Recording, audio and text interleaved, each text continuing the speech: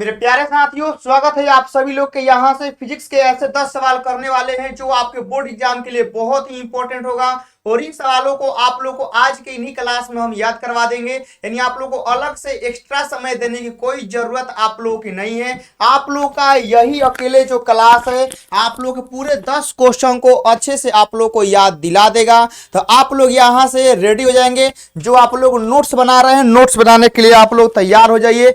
आप लोगों को एकदम अच्छे से सारे क्वेश्चनों को यहाँ समझाते हुए 10 सवाल को हम लोग खत्म करने वाले हैं। इसके लिए आप लोग एक प्यारा सा मोटिवेशनल लाइन है कि कठिन डगर पर चल कहीं तू अपनी मंजिल को ही पाएगा। ठीक है ना। तो आप लोग का जो कठिन रास्ता है यही आप लोग के आपके मंजिल तक लेकर जाएगा, तो इसे घबराना नहीं है। कठिन डगर पर चल कहीं तू अपनी मंजिल को ही पाएगा, ए मुसाफिर चलने का हुनर ही तुझे आज जीत दिलाएगा। तो आप लोग को स्ट्रगल करते रहना है और आप लोग एकदम जोरों शोरों से आप लोग को प्रैक्टिस जो है वह चालू करना है। अब यहां देखिएगा पहला सवाल है बाबू कि बोला गया कि स्थिर वैद्युत परीक्षण क्या होता है। देखिएगा नाम क्या है बाबू लोग, स्थिर वैद्युत परीक्षण मतलब कि विद्युत से जो हम लोग का बचाव कर दे। ठीक है ना, याद रखिएगा इसके नाम में ही सारा चीज आप लोग का छुपा हुआ है। यानी स्थिर विद्युत मतलब देखिए क्या होता है कि आवेश द्वारा, ठीक है ना, जो बिजली का होता है, जो बिजली में हम लोग का इलेक्ट्रिक करंट जो आवेश होता है, यानी जो विद्युत क्षेत्र होता है उससे जो हम लोग का परिरक्षण करेगा। परिरक्षण का मतलब होता है बचाव, जो उसे बचाव कर देगा वही कहलाता है स्थिर वैद्युत परीक्षण। ठीक है ना, वही परिभाषा लिखा गया है, किसी खास हिस्से को विद्युत क्षेत्र के प्रभाव से बचाने की प्रक्रिया को स्थिर वैद्युत परीक्षण हम लोग कहते हैं। यही देखिए किसी खास एरिया को, ठीक है ना, किसी खास एरिया को हम लोग विद्युत क्षेत्र के प्रभाव से बचा देंगे तो वह आपका एरिया कहलाता है स्थिर वैद्युत परीक्षण। ठीक है ना। चाहे आप लोग देखिएगा कि कभी कभी आप लोग के डिस्ट्रिक्ट में, आप लोग के एरिया में ज्यादा दंगे हो जाते हैं तो आपके एरिया का नेटवर्क साफ कर दिया जाता है। यानी आपके एरिया जो है ना वो नेटवर्क डाटा से क्या होता है, एकदम समाप्त हो जाता है। आप लोग कभी कभी देखे होंगे कि आपके एरिया में जहां कहीं भी दंगा होता है वह दंगा यदि चरम सीमा का मतलब ज्यादा पीक पर चल जाता है तो उसे खत्म करने के लिए जो सरकारें करती हैं वह आपके एरिया का सबसे पहले डाटा ऑफ करेंगी, फिर आपके सिम का जो टावर होता है, नेटवर्क होता है, उसको बंद करेगी, फिर उसके बाद ज्यादा नहीं मानिएगा तो फिर आपका सरकार बिजली ऑफ करेगी, पानी ऑफ करेगी। ठीक है ना, सारे कुछ ऑफ कर देती है। तो वही होता है कि आप लोग किसी स्पेशल प्रभाव को मतलब सेव कर देना, वही आपका होता है स्थिर वैद्युत परीक्षण। अगला देखिएगा चालक की प्रतिरोधकता क्या है, इसका एसआई मात्रक आप लोगों को बताना है। देखिएगा यह भी आप लोग का बहुत ही सिंपल परिभाषा, आप लोग पढ़िएगा तो खुद समझिएगा कि एक चालक का वह गुण जो उनके माध्यम से प्रवाहित होने वाली विद्युत धारा के प्रवाह का विरोध करता है और पदार्थ की आकृति और आकार से स्वतंत्र होता है, लेकिन पदार्थ की प्रकृति और तापमान पर निर्भर करता है, उसे प्रतिरोधकता हम लोग कहते हैं। यह आप लोग का अभी तक का सबसे बेस्ट डिफिनेशन है। ठीक है ना, हम बाबू लोग डिफिनेशन का बात नहीं कर रहे हैं, सबसे आप लोग का बेस्ट डिफिनेशन है। यदि आप लोग ये डिफिनेशन एग्जाम में लिख देते हैं ना तो भाई सच्ची में दिल से बता रहे हैं, जो कॉपी चेक करने वाला होगा ना उसका दिल गार्डन गार्डन हो जाएगा, वह आपको नंबर दे ही देगा 2 नंबर। ठीक है, तो ये आप लोग याद रखिएगा कि जो प्रतिरोधकता होता है ना जो हम लोग का, ये आप लोग के विद्युत धारा के प्रवाह का विरोध करने वाला ही एक कारक होता है, लेकिन यह कारक वैसा होता है जो उस पदार्थ की आकृति और आकार पर डिपेंड नहीं करेगा, उस पदार्थ के नेचर, ठीक है ना, मतलब प्रकृति और तापमान पर डिपेंड करता है, उसे हम कहते हैं। और इसका इकाई हम लोग का होता है ओम मीटर, आप लोग इसको याद रखिएगा।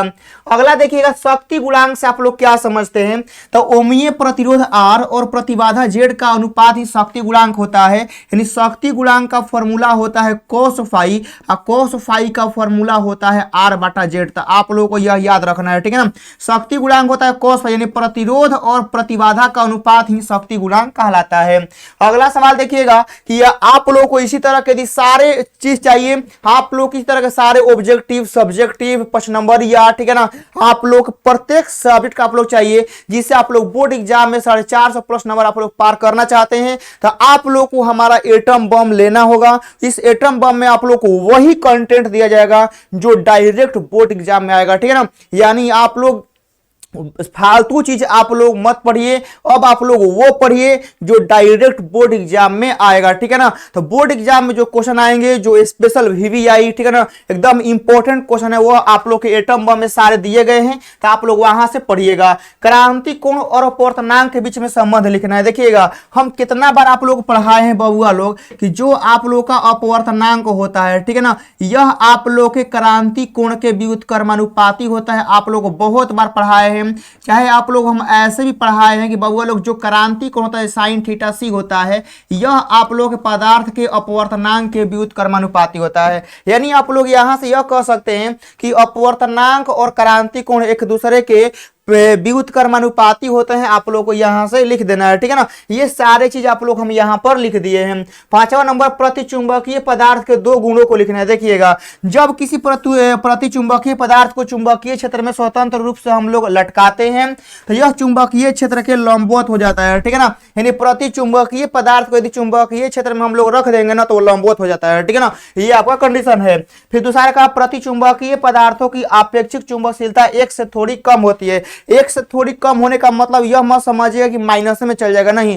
एक से कम होने का मतलब कि 0 और 1 के बीच में रहेगा, लेकिन माइनस में नहीं जाएगा, ठीक है ना। एक से कम होने का मतलब कि 0 और 1 के बीच में, माइनस में नहीं जाएगा। अगला सवाल देखिएगा कि वर्ण विक्षेपण क्षमता को परिभाषित करना है। बाबू लोग वर्ण विक्षेपण क्षमता क्या होता है कि दो रंगों का कोणीय विक्षेपण एवं माध्यम के रंग के विचलन जो डेल्टा होता है, इसी के अनुपात को हम लोग वर्ण विक्षेपण क्षमता कहते हैं। आप लोग देख सकते हैं कि थीटा हो गया और यहां से आप लोग का माध्यमान रंग का विचलन हो गया, तो ये दोनों का रेशियो ही आप लोग का कोणीय विक्षेपण क्षमता कहलाता है। अगला सवाल, प्रकाश के व्यतिकरण के आवश्यक शर्त क्या है। कितना बार पढ़ा है कि प्रकाश के व्यतिकरण के आवश्यक शर्त के लिए आपके पास जो वह तरंगे होनी चाहिए, वह एक मणि होनी चाहिए और उनके फ्रीक्वेंसी, आयाम, ठीक है ना, ये सारे कुछ आप लोगों के समान होने चाहिए। अगला सवाल, पोलराइड क्या है। पोलराइड एक ऐसा तकनीक है, ठीक है ना, जो प्रकाश को ध्रुवित करता है, यानी प्रकाश को फिल्टर करता है। समझ गए ना। जैसे कैसे चाय बन जाता है, ठीक है ना, तो आप लोग चछनी डाल के चाय को छानते हैं, मतलब चाय को फिल्टर करते हैं और आप लोग का वह चाय पीने लायक हो जाता है, ठीक है ना। वही काम यह करता है। पोलराइड क्या है, एक तकनीक है जो क्या करता है कि प्रकाश को फिल्टर करता है, यानी प्रकाश को ध्रुवित करता है, और यही आप लोग का पोलराइड है। अगला देखिएगा 9 नंबर, सूक्ष्म तरंगे क्या है। सूक्ष्म तरंगों को हम लोग माइक्रोवेव तरंग कहते हैं। अब सूक्ष्म तरंगे जो होती है ना, यह आप लोग एक विद्युत चुंबकीय तरंग है। जो इसका मतलब वैल्यू डिफाइन किया गया है वह आपका 1 मिलीमीटर से लेकर 1 मीटर तक के बीच में होती है, और इनकी आवृत्ति 300 मेगाहर्ट्ज से लेकर 300 गीगाहर्ट्ज के बीच में होती है। तो यह आप लोगों को सूक्ष्म तरंगे का परिभाषा जो है आप लोगों को याद रखना है। अगला देखिएगा, फ्लेमिंग के बाएं हाथ का नियम क्या होता है। अगर बाएं हाथ के अंगूठे, तर्जनी और माध्यमा को एक दूसरे के लंबवत रखा जाता है तो देखिएगा अंगूठा जो होता है वह चालक पर लगने वाले बल की दिशा देता है, और तर्जनी चुंबकीय क्षेत्र की दिशा शो करता है, और माध्यमा चालक में प्रवाहित होने वाली विद्युत धारा को दर्शाता है। ये आप लोग का पूरा यहां से फ्लेमिंग के बाएं हाथ का पूरा आप लोग का यहाँ पर कंप्लीट यहाँ पर लिख दिए हैं। अब अगला देखिएगा, यहाँ पर 10 सवाल पूरा आप लोग का कंप्लीट हो गया है। इन 10 सवाल को आप लोग को आज कंप्लीट कर लेना है। डेली आप लोग हम 10 सवाल कराएंगे, ठीक है ना। डेली आप लोग हम 10 सवाल कराने वाले हैं ताकि आप लोग कोई भी दिक्कत परेशानी ना हो। तो इसी तरह के आप लोग को बहुत सारे वीवीआई प्रश्न जो आप लोग बोर्ड एग्जाम में टकराने वाले हैं वह आप लोग के एटम बम में दिए गए हैं। तो आप लोग जरूर एटम बम ज्वाइन करिए। ये आप लोग को ऐप इंस्टॉल कर लेना है। कोई दिक्कत होगा तो 2 नंबर है, आप लोग यहाँ पर कॉन्टेक्ट कर सकते हैं। मिलते हैं नेक्स्ट क्लास में। यह क्लास कैसा लगा कमेंट बॉक्स में आप लोग को जरूर बताना है। जय हिंद।